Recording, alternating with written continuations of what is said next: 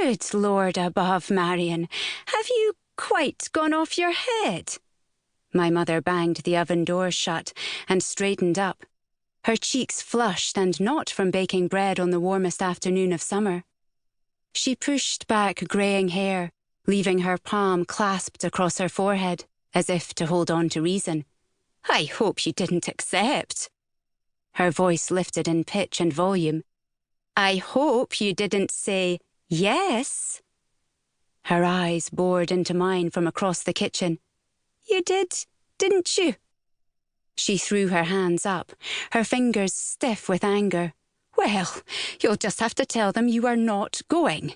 I won't let you ruin your future because someone plants a daft idea in your head, and that's final. Oh dear. I kept my voice light, and I always wanted to know what it would be like for a maid to bring me my early morning tea and a footman to clean my shoes. It was like putting a match to brandy pudding. Her cheeks flared crimson, her eyes flashed a warning. There is no need for you to be so flippant, my girl. Not when you are about to jeopardise your career with this ridiculous jaunt down south. She threw her tea towel on the kitchen table. I don't understand you. The things you come up with. Did Lady Elgin put you up to this nonsense? Of course she did.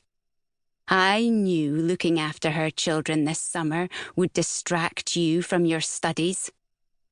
I began to regret my first excited, heedless words.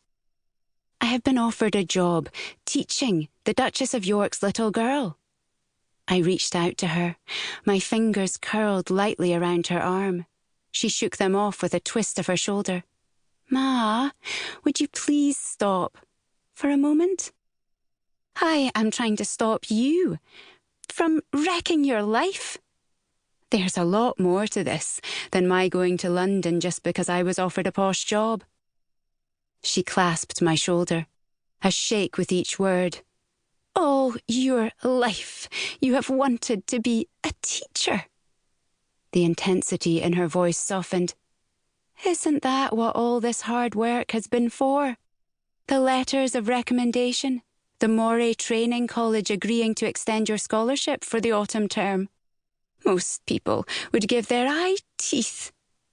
So why on earth would you want to throw it all away? She drew in a breath to continue, her earnest gaze fastened on my face. My dear girl, you know as well as I do that these people, they are different. Nothing like us. Nothing. Their way of life, their money, their...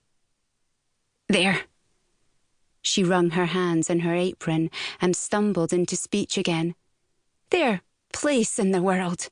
They are demanding and inconsiderate to the folk who work for them. You'd be little better than one of their servants. I opened my mouth to say I would be nothing of the kind, but I shut it again. I understood her desperate need to save me from the sort of life my grandmother knew, a housekeeper to a wealthy landowning family. I haven't said yes to the job because I wanted to thrash it out with you first. You know, the way we always do. Just like this. She huffed and turned away. Come on, come outside and get a breath of air. It's stifling in here. I want to tell you everything that happened, and then you can tell me what you really think. A grunt of reluctant assent, but she allowed me to steer her through the door to our garden behind the cottage. I sat her down on an old oak bench under the kitchen window. She leaned back against the stone wall and flapped her hand in front of her face. Oof, but it's hot in that kitchen. What a summer. She looked out across the vegetable garden. 2 ducks glided in to land on the surface of the pond, braked with their wings, too late, and skidded into its far bank. A piece of clownery that always made her laugh, but not today.